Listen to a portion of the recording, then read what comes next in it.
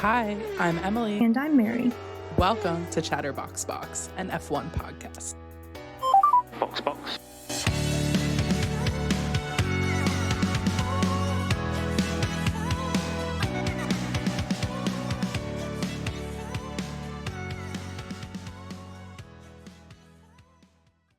Hi, everybody. Welcome back to Chatterbox Box, an F1 podcast. You may notice that I am here without Mary. And if you are watching the video version, we have a special guest today. Please introduce yourself. Hi, I'm Wendy, Emily's mom. She got me to be a fan last year, and so just going to carry through and see how it goes. I am so proud of Mary for trying to trudge through and do a solo episode last week, but you will never catch me doing a solo episode because I need a co-host to bounce off of. So shout out to my mom for coming through and doing this podcast with me.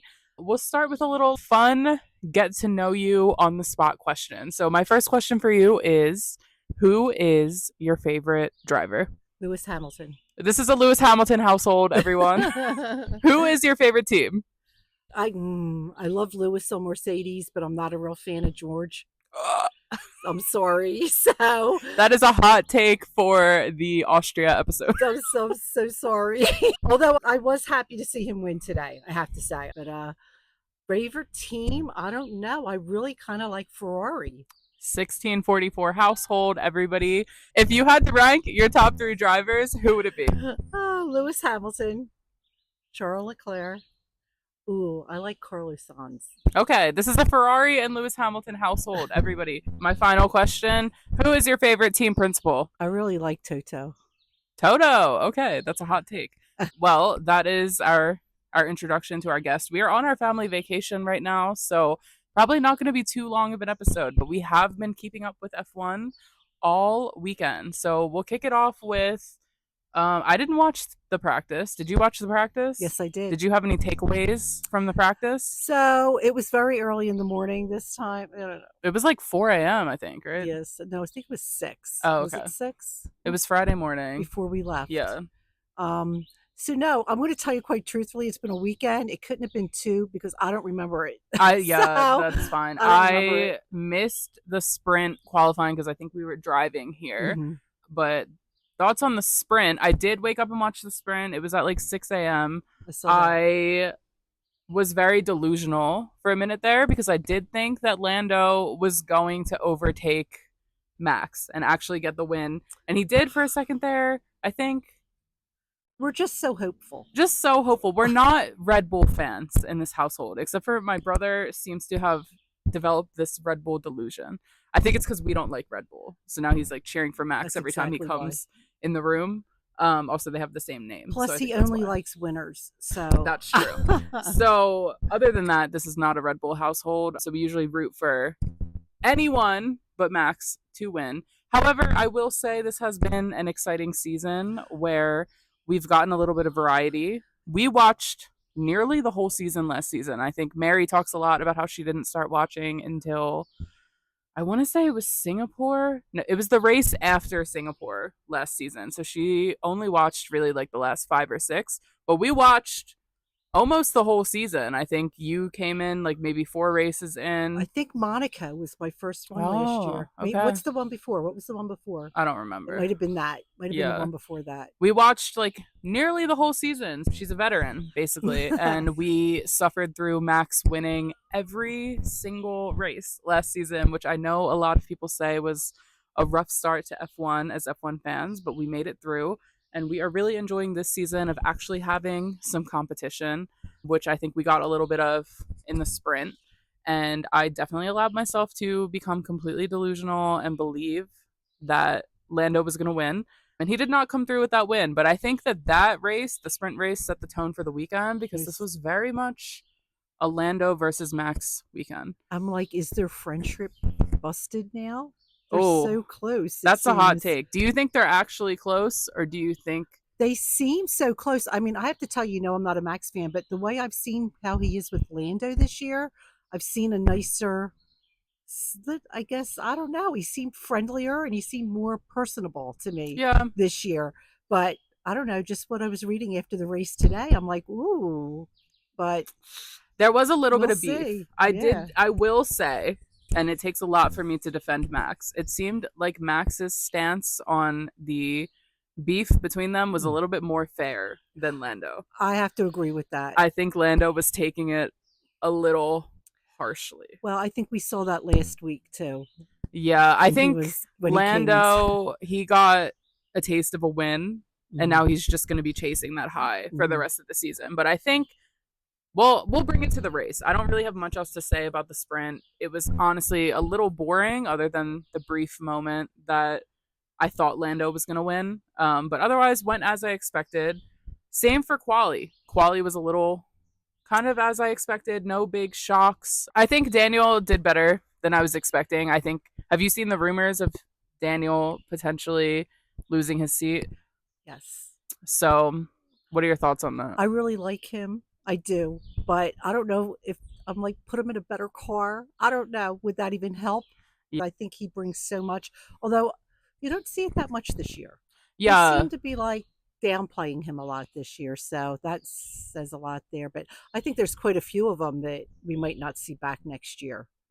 Yeah, well, I do think that Daniel is Mr. Formula One. He's kind of how most people got into it. He's the very first person we see in Drive to Survive, which was a lot of people's intro to Formula One. So, with the rumors, kind of hearing that they might replace him this season by July if he doesn't step it up. And I do think he did step it up this weekend. He did. Well, he got decently. Got some points. He got some points. I think he was in ninth, and he did step it up. I think he outperformed Yuki.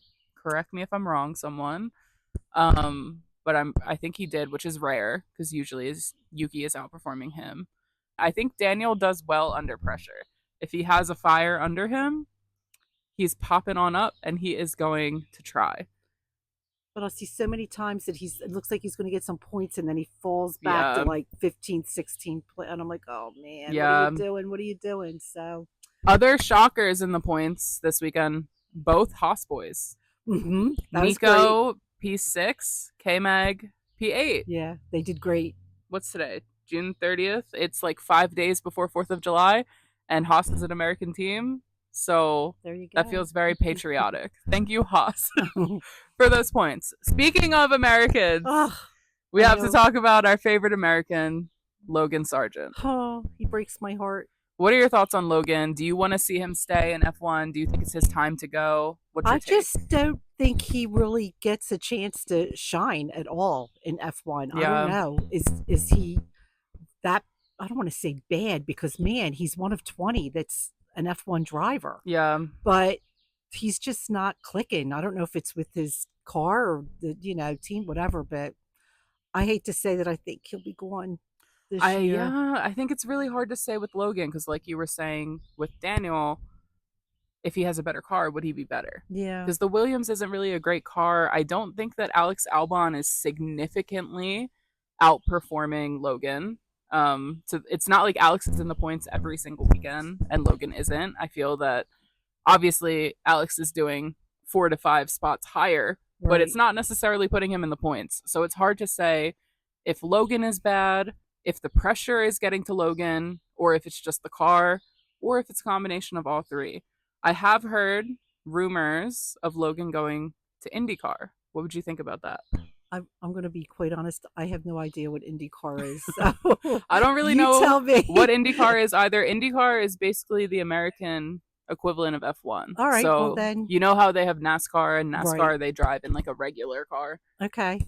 IndyCar they drive in a single seater, so it's more like F1. Okay. And IndyCar is like a lot more accessible for us because we can just go to a race and not have to like leave the country. So he might go there. They have a lot of the same teams that are in F1 are also in IndyCar. They have a McLaren is in IndyCar. I believe Alpine is in IndyCar. There's a lot of really good drivers there. If you could do better there, I mean, I feel bad for him because like I said, he's one of 20. He's 20, but could somebody else be doing better than him in F1? Yeah.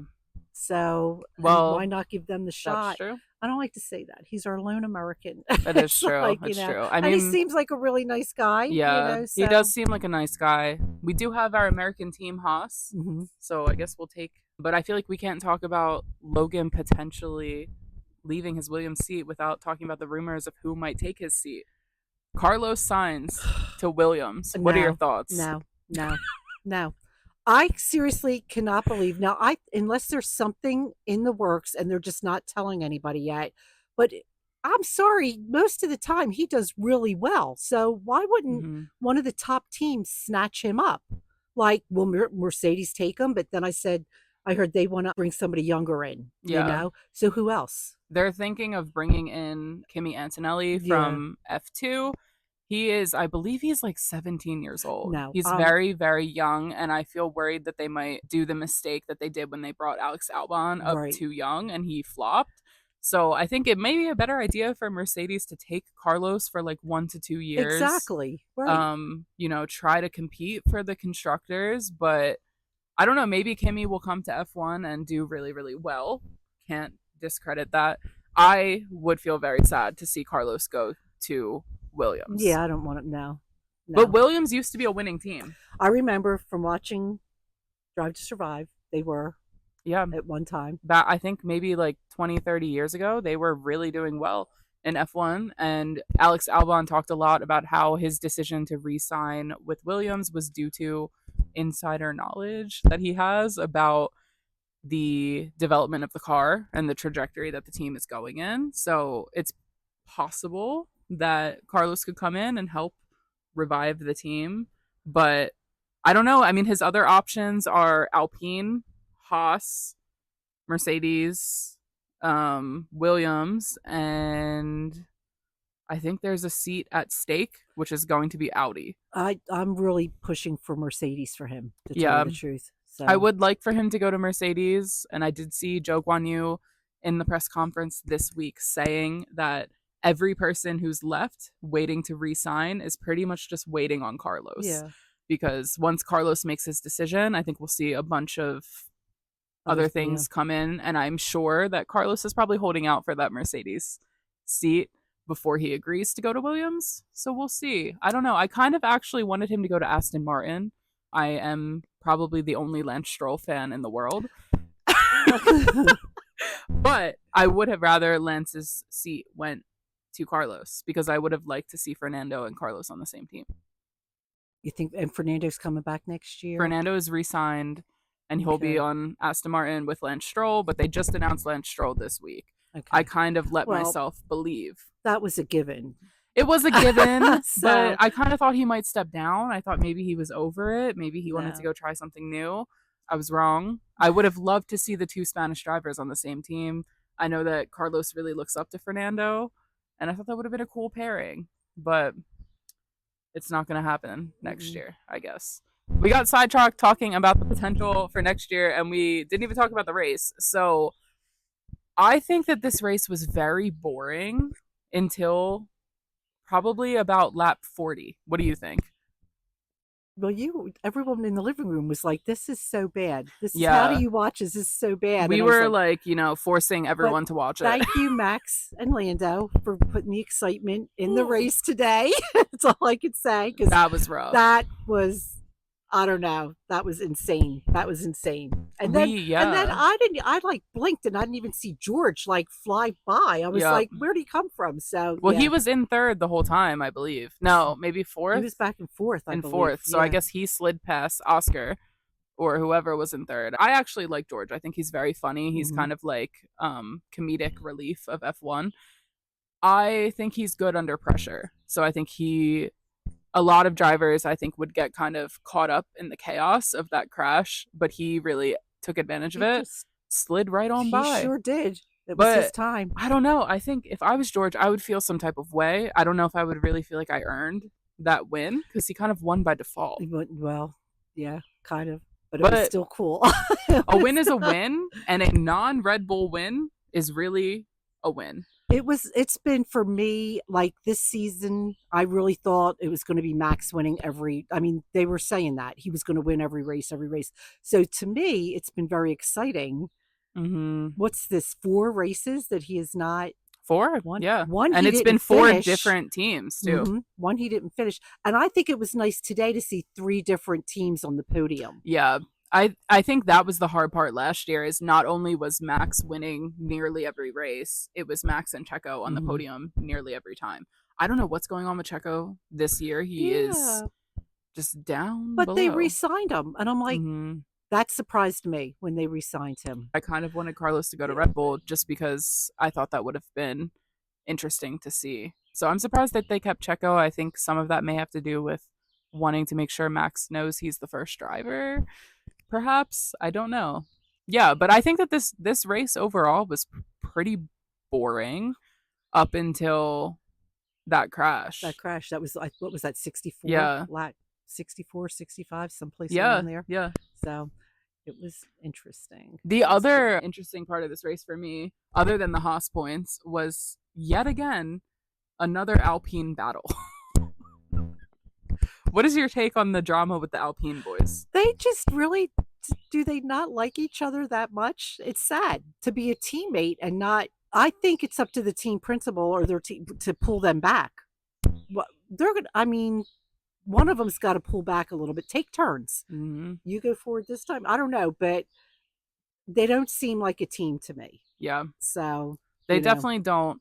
I think Formula One is an interesting team sport where you're each other's teammates, but you're also your worst enemy. Yeah. So it's kind of hard balance because I know the Ferrari boys get into quite a few little tiffs. Last week they were beefing a little bit, but it seems that Alpine is beefing every single weekend. Well, we see it with Lewis and George too. Yeah, a little bit. I feel like they're a little more quiet about it. Yeah. It's not as they're a little classy outright. Maybe. It's the British in them. Lewis is a sir. He's not here for the drama, but yeah, I mean everybody's beefing, but they seem to be fighting the most for sure. Yeah, definitely. So maybe it's a good thing they're separated next year. Yeah, I guess I'm not really surprised that they kicked Esteban Ocon off the team. And has he signed somewhere? Did I lose track of something? Yeah, so I don't know if you know this, but Esteban is managed by Toto. No, I did not know Yeah, that. so there have been some discussions about how Esteban may end up going to Mercedes. No. Because that's his manager. All right, well, so it's not my say, but I still say no. I don't know where else he would go. Maybe he would go to Haas. Maybe he would go to IndyCar. I would love to see Esti Bestie in IndyCar. That might be the final push I need to get into IndyCar. Who do you think is the villain of those two, though? I think it's Pierre. I have a perhaps unfair preference towards Esti Bestie because his name's Esti Bestie. And I really enjoyed when he got on the podium in Monaco last year. So I think that he is misunderstood. And I know that Pierre's a little bit of a menace. I know that if Mary's watching this, she's like, yes, Pierre is a menace, and we've been calling it. So I think he might be the instigator. But I don't know. Every other person will say it's Esteban. I know that I'm in the minority here. What do you think? I like Esti Bestie. This is an Esti Bestie fan I don't household. know much about Pierre, though. I really don't. I haven't really followed him too much. But even when we watch Drive to Survive, I don't think they've really shown a lot of him. That we really get to know him. That's how I got to know. I mean, me watching Drive to Survive is what really got me into Formula One because I got to know the drivers, not know them, but learn about them a little bit. And who knows with the editing on that. That's true. What they're doing. Because I think Esteban really leans into wanting to be a part of Drive to Survive, and Pierre maybe doesn't care as much. So maybe he gets a more favorable edit. This is a Drive to Survive household. Also, I know that some people really hate Drive to Survive and what it does for the sport, but personally, I like my sports with a little bit of parasocial relationship. I feel like I need to care about the athlete and know a little bit about them to actually feel invested in the sport. I think that's why I also like the Olympics so much, because you get a lot of backstory on the athletes that you don't get in like basketball or football or any of those other sports. So I personally very much enjoy Drive to Survive. I think it's a good gateway into the sport. Well, because it gets streamed nonstop at our house. So. Yeah, that's true. Any other key takeaways from the race? Look, I'm still flying high from Lewis last week getting on podium. That was my first time seeing that. I believe. I don't know if I saw it last year. No, he was on it once. He was on it once last year because remember his team wasn't there. It was in Singapore. That's right. And his team just didn't come to the podium. So I'm still wow about that. And he got 4th this time, which I'm so happy about. How many races has he been in 7th this year? It seems like Mm-hmm. that was his. I was like, every time I looked at the board, I'm like, seventh. What the heck's going on? That is So true. I'm so glad just to see him up there getting more points. Yeah. But I don't ever want to see anybody get hurt.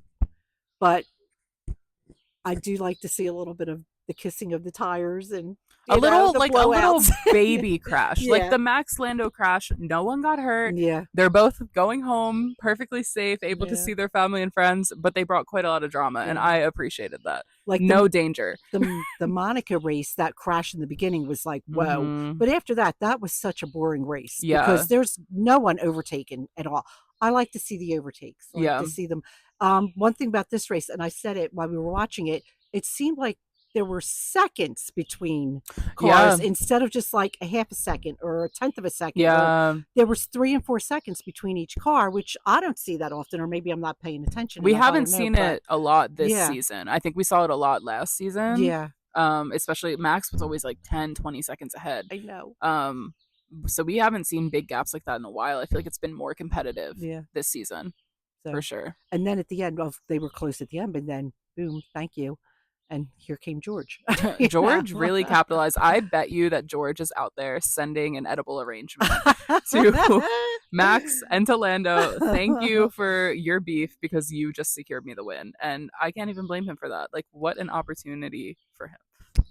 And I really like the podium. I like Oscar. Mhm. I like Carlos, and Mhm. I like George. So I was happy to see them all up there. Happy to see variety. I would have loved to see Lewis up there I again. know, but he was 4, so we'll take that. And he was far behind 4. We couldn't Yeah. even say he could catch up, but at least he was in 4th and not 7th. How about Charles Leclerc? What the heck? I don't know what happened. It's like he broke the Monaco curse, but recursed himself. I'm like, and it was like the first lap or the second Yeah. lap, and he's going into the pit, and I was like, this is not good. Yeah. He's done, 'Cause but he has not done well since Monaco. So but he did get up to, what did he get up to? 13 or 14? he climbed up from last. He wasn't in last. He was in like 19th, and he climbed up pretty high. So kudos to guy. him. But I know he was upset, and I hope someone finds his luck. Where is Charles Leclerc's luck? Someone Yeah. please find it. Get it back. We need that joy that he had in Monaco. I think it's because his dog hasn't been there.